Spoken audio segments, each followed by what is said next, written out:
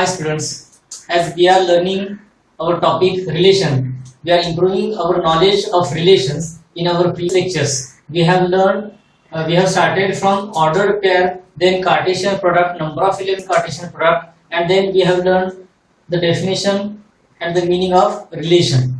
After that, the number of relations, then examples based on that relation, and domain, codomain, and range of that relation that we have learned in our previous lectures. Now, this is the time to learn the types of relations. Actually, in that relations, we have learned one binary relation or Cartesian product A cross A. We have started from Cartesian product of a set with itself. Then that Cartesian product is nothing but A square. So whenever we will take one relation R from set A to itself, whenever we will take a relation from A to A, then that relation is called as binary relation. So let us see the meanings of all these relations. Actually, this binary relation, identity relation, reflexive, symmetric, transitive, equivalence, and congruence modular relation. All these relations are binary relations. Means in this lecture, we will take relation from certain set to that set itself. For example, that relation will be from set of rational number to set of rational number, or R from natural number to natural number, or relation R from integers to integers, or R from real numbers to real number. So remember, we will use the R to denote relation, and these are for set of real numbers. Okay, let us see the definition of binary. B for binary.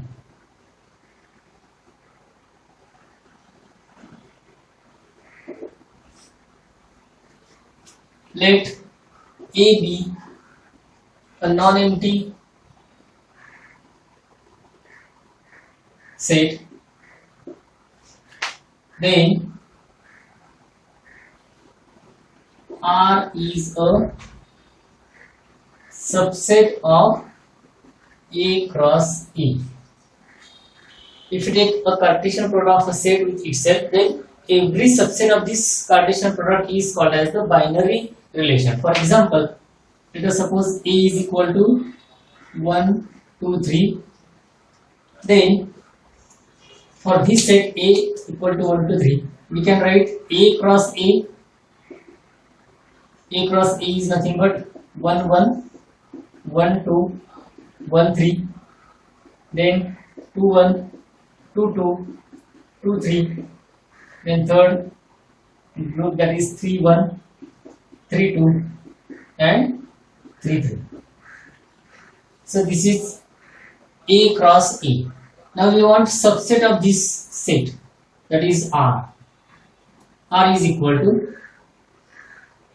this R is a subset of this. So if you take here 1, 1 element, or 1, 3, or 2, 1, and 3, 1, then this R is called as binary relation.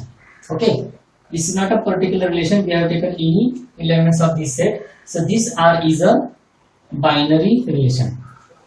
If we choose the number of different subsets of this A cross A, this R is subset of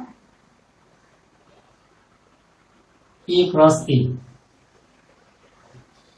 Binary relation is a subset of A cross A, and remaining these all relations are different subsets of this A cross A. Okay, let us see one by one. Now let us see the subtypes of this binary relation. As this relation is given, R is subset of A cross A.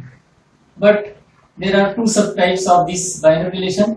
One is empty or void relation, and another is universal relation.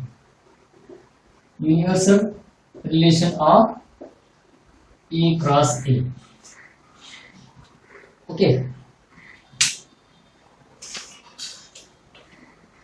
So empty void relation is nothing but phi. Obviously, phi is subset of any relation, any set. A cross A is one type of set. So this empty set is subset of A cross A. Therefore, this empty set is called as the empty relation or void relation of this binary relation. The universal relation of A cross A is nothing but, because A cross A is subset of A cross A.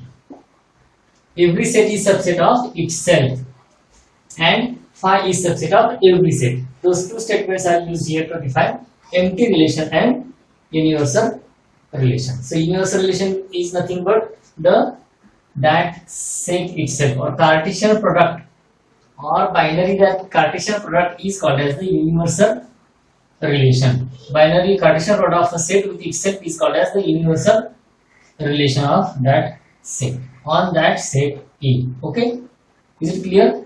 Now let us move towards the next definition of identity relation. The second one is identity relation.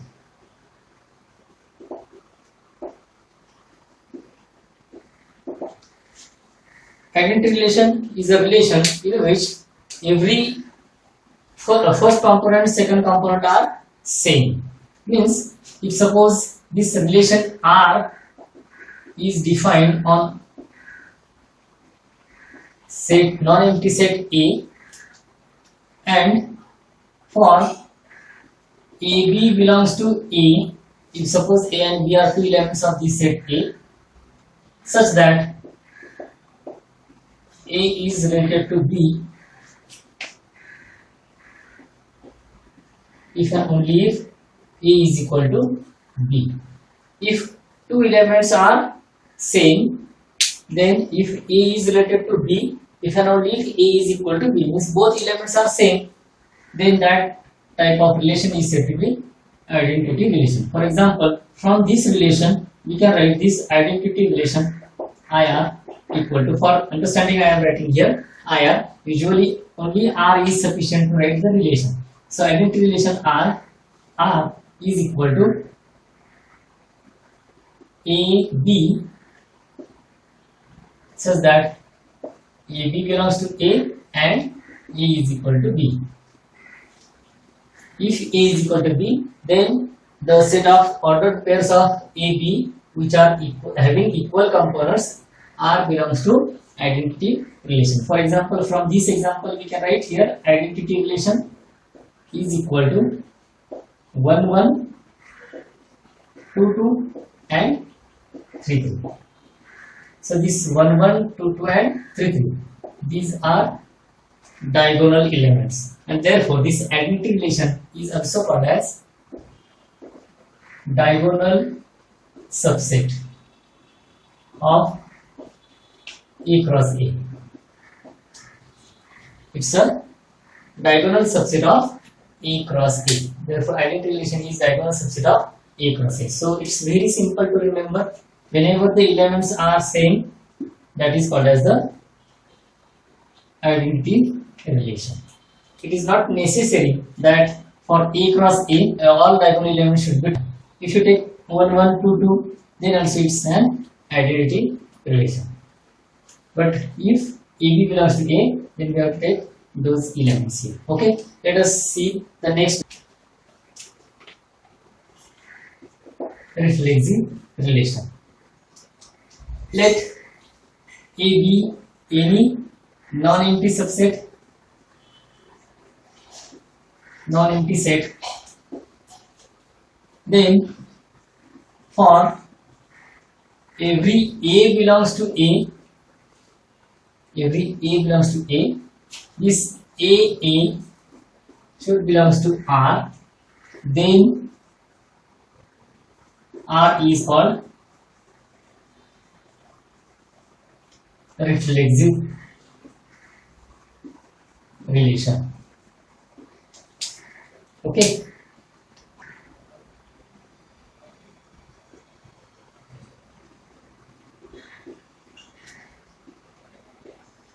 Once again, we are taking our set A, non-empty set A.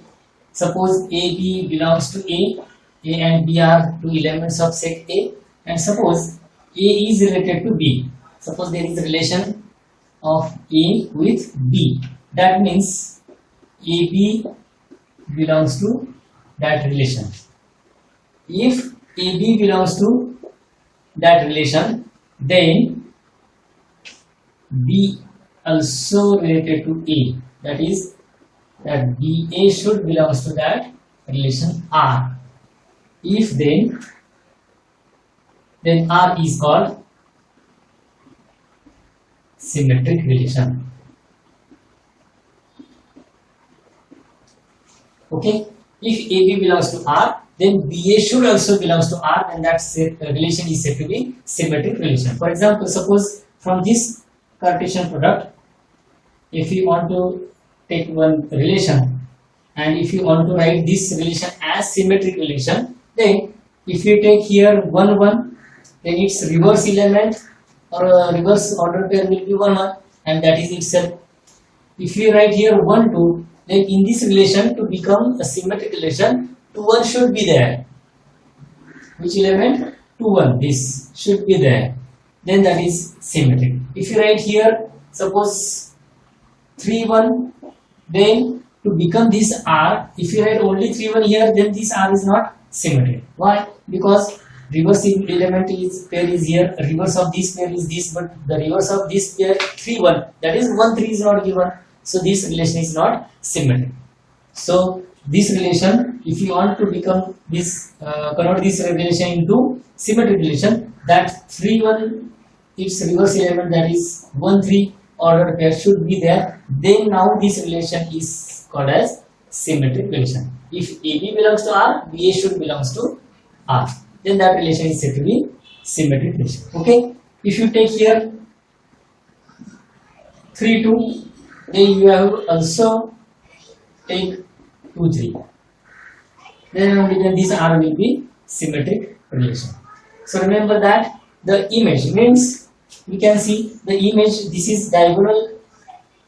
If you write this Cartesian product A cross A of elements 1 2 3, set containing elements 1 2 3, in this way means we will write 3 pairs for this one, then 3 pairs for 2 and 3 pairs for 3 in this way, because this A cross A always contains the square number of elements. Means if one element is there, then there is one ordered pair. If 2 elements are there, there will be 4 ordered pairs, because the cardinality of A cross A is equal to the square cardinality of A square.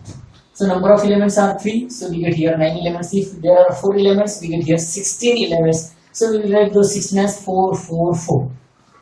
Okay. In that way we get the diagonal there. So if you draw diagonal there, then this 1 2, the image of this element is nothing but this. So these are the images. The image of 1 3 is here with respect to this. Image of 2 3 is 3 2. Image of 3 3 is 3 3. Image of 2 2 is 2 2. Image of 1 1 is 1 1. So we get here these symmetric elements. These are called as the symmetric elements. In matrix or determinant also there is symmetric matrix, symmetric determinant. This is of the same type. In case of determinant or matrix, if here element is 5, then here will be 5. Here will be suppose 0, then this element will be 0 in case of symmetric matrix or symmetric determinant. Okay. So the same concept is used here for defining this symmetric relation. So whenever we write A cross A, these elements means their reflections with respect to this mirror. This diagonal line we can consider it as a mirror. So these are mirror images. Obviously image is observed in mirror. So the image of this is this, and that image is a reverse image, and therefore they are said to be symmetric ordered pairs, or the relation is said to be symmetric relation. Okay. So this is symmetric relation, transitive relation.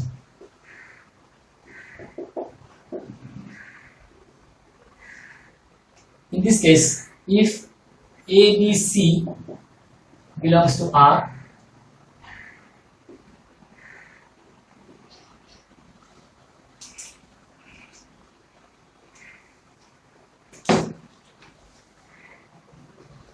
implies A A related to C, that is AC belongs to R, then R is called as transitive relation.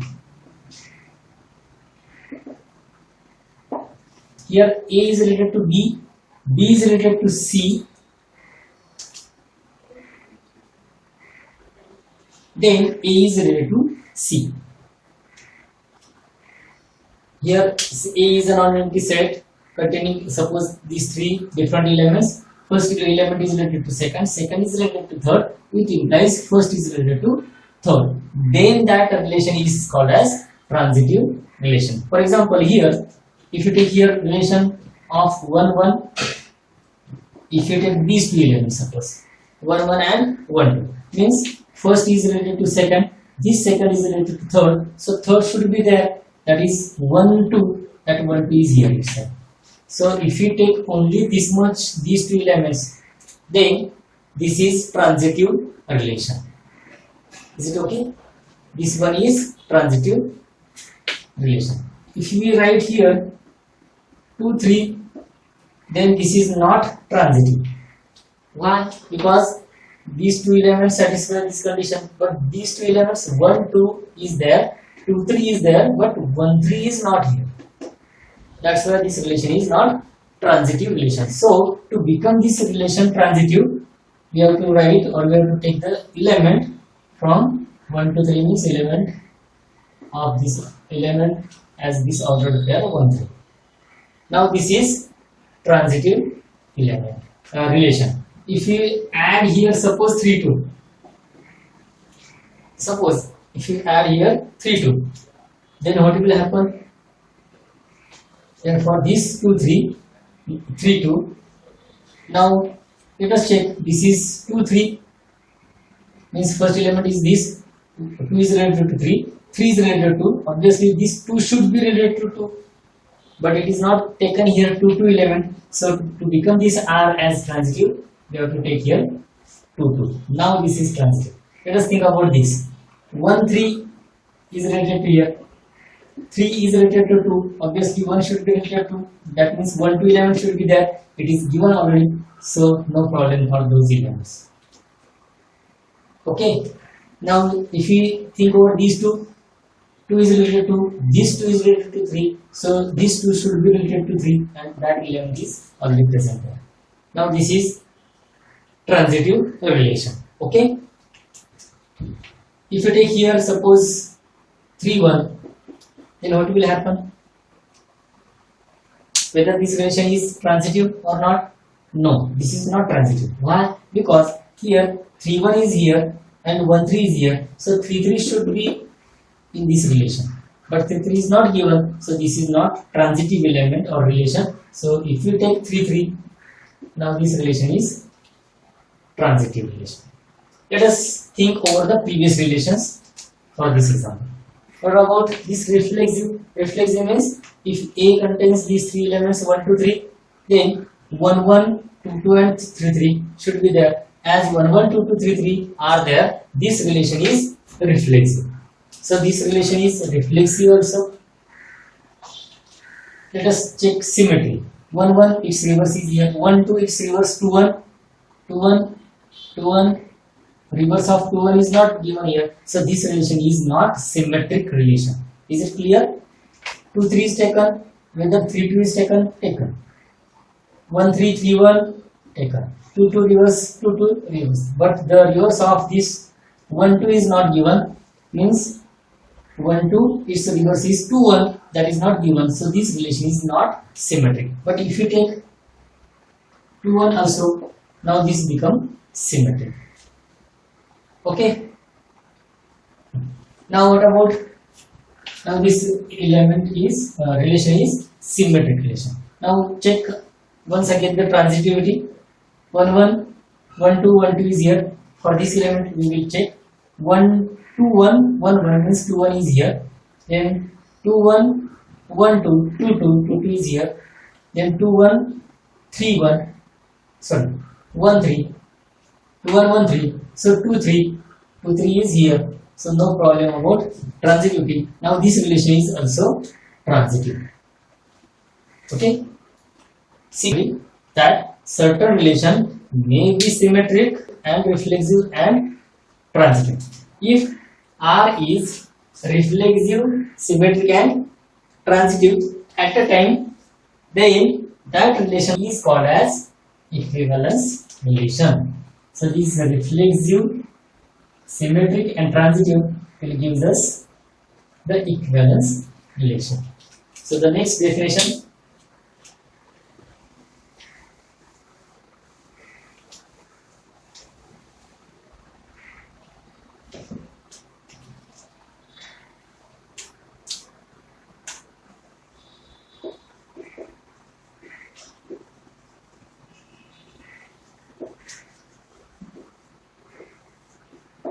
equivalence relation. This relation is equivalence relation. A relation R is called as an equivalence relation.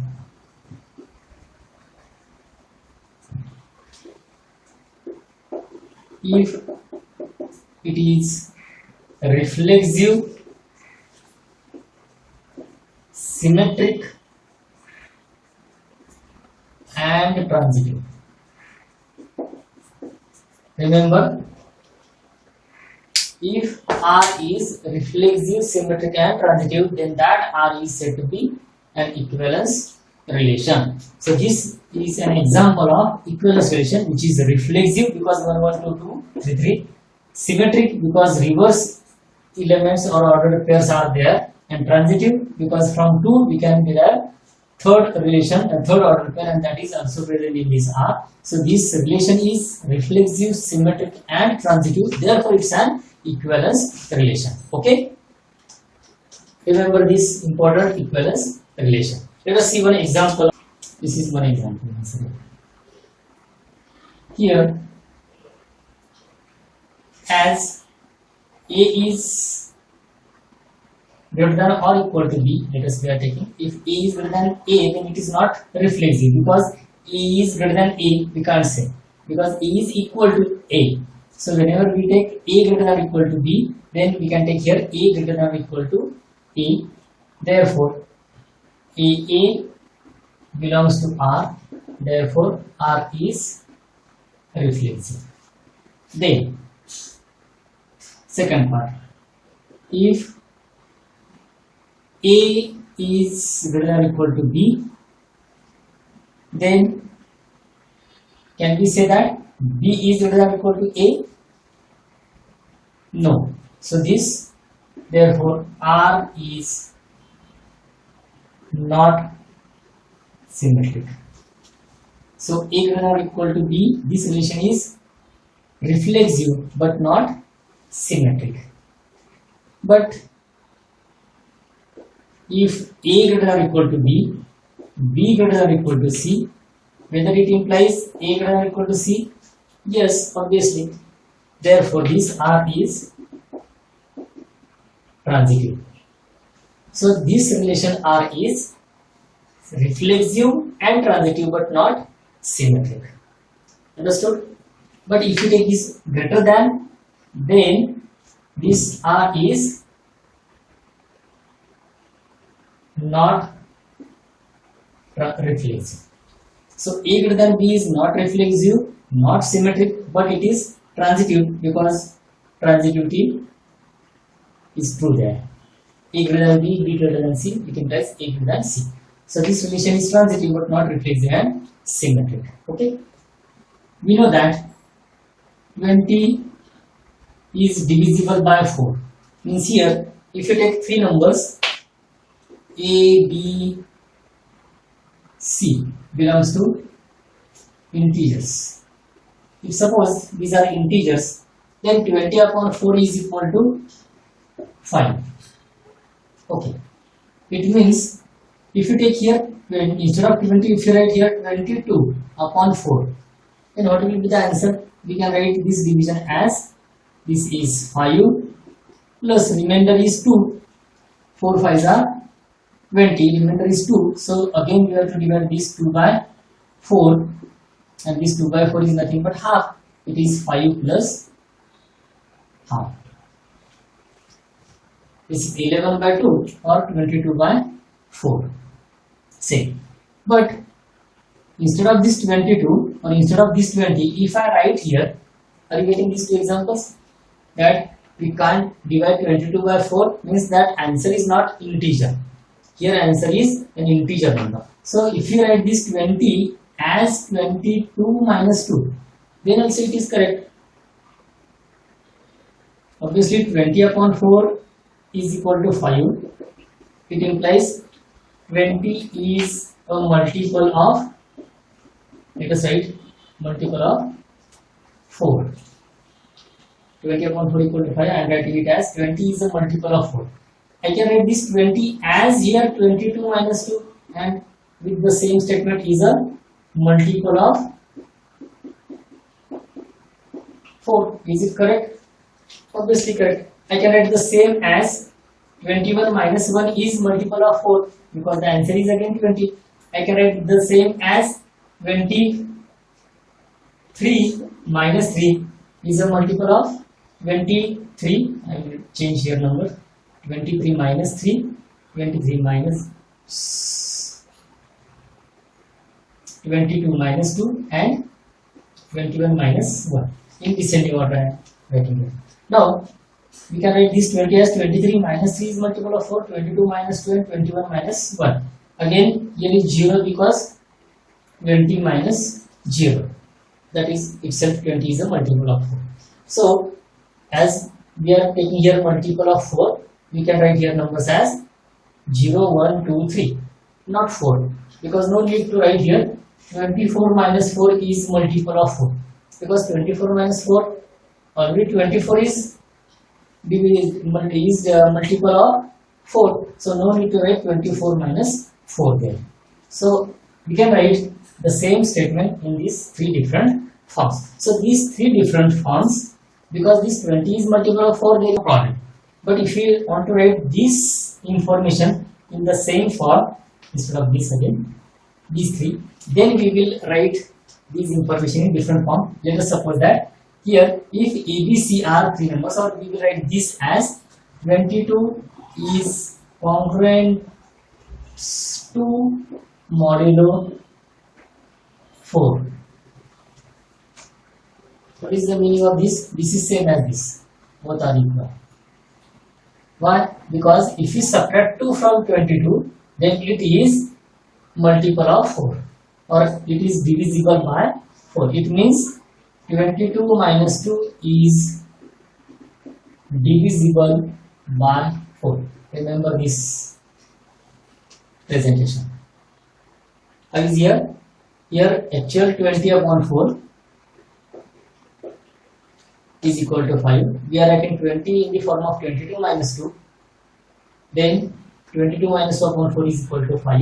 And we are writing the same as 22 is congruent to 2 modulo 4. 23 minus 3 is equal to 23 minus 3 by 4 equal to 5. It implies 23 is congruent to 3 modulo 4. We are writing the same 20 upon 4.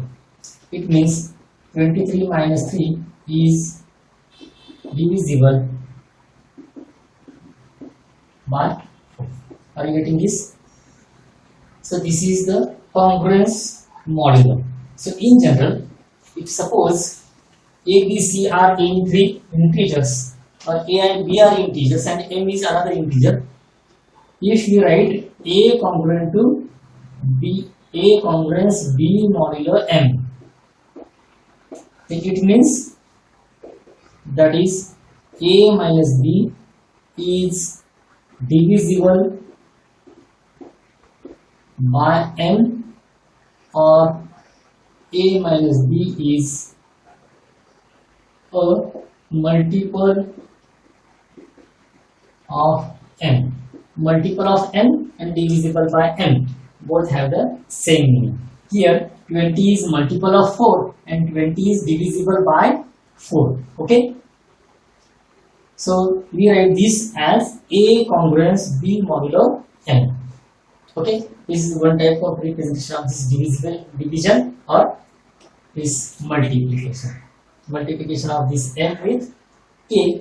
Obviously here a minus b is k times m. There this k and m, obviously a, b, n they are taken as integers. This k is also an integer. In this case a, b, n belongs to a set of integers. Is it clear? This is the definition of congruence modulo. Okay. Now see one example. Here R relation is given of elements of ordered elements which are ordered pairs of AB, where this AB belongs to integers and A congruence B modulo M. Means A minus B is divisible by M. It is given. Let us check here. Since AB belongs to Z, also obviously M belongs to Z,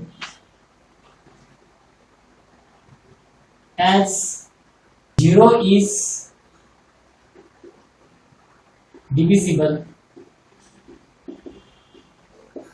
by n, because we can divide 0 by any number. If suppose integer 5 is taken, answer will be 0. If you take 0 upon minus 10, then answer will be 0. So 0 is divisible by n. 0 is divisible by n means how we get 0? 0 means if we subtract an integer from that itself, means if a minus a is divisible by n, a minus a is divisible by n, it means a minus a is equal to k times n. 0 is, we can take now multiple of m also. So this can be written as a is congruent to a modulo m. So this is a congruent to a modulo m. Therefore we can say that this R is reflexive relation. Because a congruent to a modulo m, it implies a belongs to R. This a belongs to R, so R is reflexive relation. Okay, let AB belongs to R, it implies A is congruent to B modulo M. A is congruent to B modulo M, it implies, or that is A minus B is a multiple of M or is divisible by M. You can use any one statement. Is a multiple, I will use here a multiple of M. It implies, therefore A minus B is K times M. Okay, so here K is an integer. Once again, M is already integer. Therefore we can write this as B minus A. Means what we are doing? We are applying negative sign on this. Apply negative sign here, so it is minus K belongs to M. What is minus K? Minus K is also an integer. So no problem. So B minus A is equal to minus Km, where K and minus K are multiples or integers. So from this we can write B is congruence A modulo M. B is congruence A modulo M. Therefore BA belongs to R, and hence R is a symmetric relation. Is a symmetric relation. Okay, so this is the second part of this. Now in case of transitivity, let A, B, C belongs to integers and M and N are integers, suppose other integers required here. So A congruent A, B belongs to R implies A congruent to B modulo M. Then we can take another element as BC belongs to R. It implies B is congruent to C modulo M. Okay, therefore